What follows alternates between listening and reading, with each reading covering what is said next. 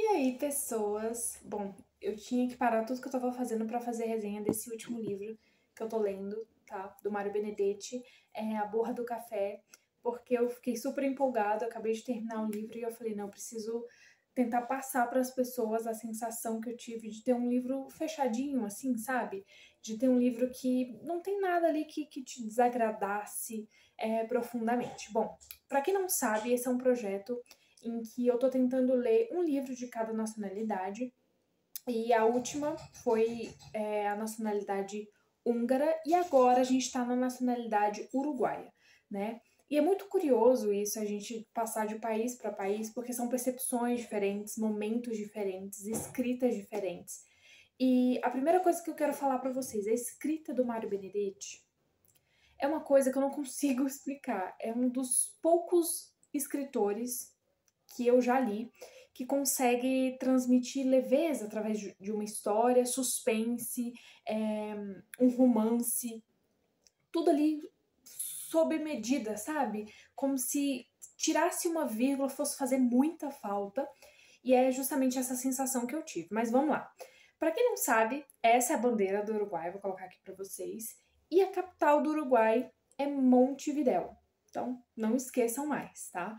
É bom que a gente aprende aqui até as capitais, as bandeiras dos lugares, daqui a pouco a gente já tá expert nisso.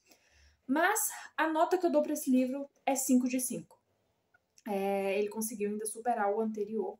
Mas, enfim, vamos à história, o que de fato Mário Benedetti conseguiu passar através desse livro. Bom, ali logo no começo, a gente vê amigos, crianças ali, o desenvolvimento, né? Falando do lugar onde o personagem principal, chamado Cláudio, morava. Capuro, acho que Capuro, não sei pronunciar, mas ele fala ali da sua dificuldade em aceitar ficar mudando de casa, né? Eu, inclusive, falei isso em um vídeo curto, que eu me identifiquei logo de cara por causa disso. Ele fala que mudava de casa demais, isso irritava ele, porque ele acostumava com um determinado lugar, tinha que mudar de novo, né? E ele acabava se apegando a esses lugares. Ali, logo no começo, acontece algo que traz esse tom de suspense que o livro tem, que é quando os adultos estão ali entretidos, né? Porque tá passando um avião. Naquela época era uma coisa que ninguém praticamente via. E tava passando e as crianças saem de perto dos pais e eles vão brincar ali no mato e tal. E eles encontram um corpo, o corpo de Dandy, tá? E eles conheciam o Dandy, era um morador de rua, morava ali, na verdade, numa caverna. E eles ficaram intrigados, meu Deus, o que aconteceu? Quem será que fez isso? Será que a gente conta para os adultos? A gente pode ou não pode tocar? E eles saem dali e guardam esse segredo para a vida toda. Eles guardam esse segredo, eles não contam para os adultos e eles ficam pensando ali um dia, 2 dias antes, e eles decidem que um deles, por falta justamente de falarem, né, não teve notícias, ninguém falou sobre o corpo, que tinha encontrado um corpo, e daí eles decidem que vão tirar ali o nome de quem entre os quatro amigos, quem vai lá ver se o corpo ainda tá lá. E quem cai? Justamente o Cláudio. Ele chega lá, não tem corpo nenhum. E aí começa a mostrar, né, o cotidiano, a vida deles. A mãe do Cláudio acaba morrendo, falecendo, então a gente vê ali a dificuldade ali logo no começo. E nesse dia que a mãe dele falece, que ele tá super triste e tudo mais, aparece um personagem super importante, né? Ele morava do lado, assim, da casa de um dos amigos, do Roberto, e tinha uma árvore entre elas, entre as duas casas, e uma moça aparece, sobe na árvore e entra no quarto do Cláudio e tenta consolá-lo, né? O nome dela é Rita, guardem esse nome. O nome dela é Rita, e daí ele fica intrigado com aquilo, né? Nossa, quem é essa moça? Enfim. E vai passando vários momentos, ele fica com ela ainda na cabeça, ele não sabe quem é ela. Ela fala que é prima do Norberto, que é o amigo dele, que morava do lado, mas depois ele acaba perguntando pro Norberto se ele tinha onde estava a prima Rita dele. Ele falou, mas eu não tenho prima nenhuma, e fica essa incógnita no livro inteiro. ficam duas incógnitas, né? Quem matou Dandy e quem era Rita. E aí a gente fica preso nisso, inclusive dá um pouco de raiva. As meninas vão me entender, dá um pouco de raiva toda vez que ele fala dessa Rita, porque ele acaba se envolvendo amorosamente com a Mariana e ele gosta dela, né? Além do desejo, tem amor, o amor começa a surgir, ele decide que vai amar Mariana, mas Rita sempre fica voltando, né? Inclusive a Mariana sabe disso, só que Rita fica voltando na vida dele. Então, ele fica preso naquilo, não consegue se entregar completamente a Mariana, mas ao mesmo tempo ele tá de saco cheio porque ele queria saber mais sobre a Rita, queria se encontrar com ela e ela fica fazendo esse joguinho, né? E tem uma parte muito interessante que o escritor ele conseguiu passar isso de uma maneira genial, que foi justamente a questão, além do suspense, dessa questão do amor, do romance, essa questão da Rita ficar aparecendo, quem é a Rita, vários acontecimentos, várias coisas acontecem em um determinado horário, 3h10. Tudo acontece às 3h10. Dante foi encontrado às 3h10. A Rita aparece para ele às 3h10. Ela quer se encontrar com ele às 3h10. E aí isso fica na cabeça dele, né? E acaba virando ali um alimento artístico. Ele, inclusive, faz um quadro, né?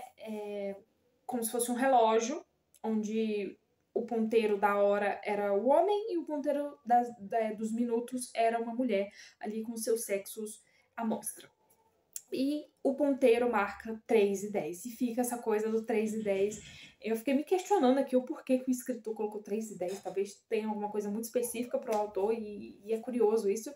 Mas fica passando ali os momentos, a vida do Cláudio, a vida dos amigos, a vida do pai, tendo que encarar isso de ter perdido a esposa, de começar um novo relacionamento. É tudo muito leve, muito gostoso, mas fica aquela coisa do suspense, fica aquela coisa do romance. Será que ele vai esquecer Rita? Será que ele vai ficar com a Mariana? E chega um momento que a Sônia, que é a nova namorada do pai dele, fala: quando que você vai se casar com a Mariana? Você não gosta da Mariana? Vocês não se dão bem? Não faz sentido vocês não se casarem, é só um casamento, é só um papel.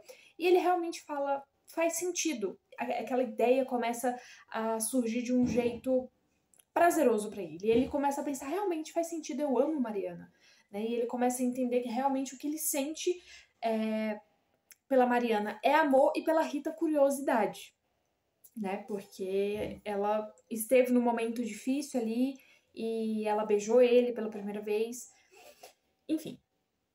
Só que aí ele já tá de saco cheio da Rita, ele não quer mais saber dela, ele não quer mais saber nada em relação a ela, e ele dá um basta, ele decide que quer ficar com Mariana, e inclusive é uma parte assim que a gente fica super animada, porque a gente pensa, finalmente ele vai esquecer essa Rita, e é muito curioso como o escritor vai trazendo isso, você vai ficando curioso para saber como que vai ser o final, e aquilo, né, das experiências mais simples, ele conseguiu extrair experiências muito gostosas de ler.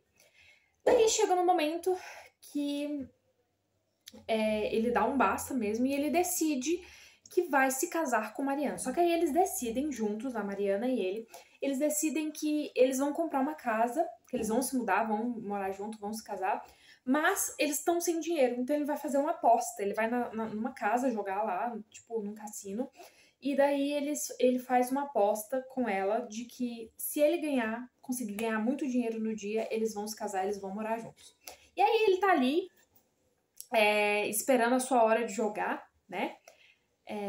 Eu acho que era poker, eu não lembro exatamente o jogo, mas ele tava ali pra jogar, aí apareceu um rapaz e falou: escolha os números 3 e 10. Eu falei: gente, tem alguma coisa com esse número, não faz sentido.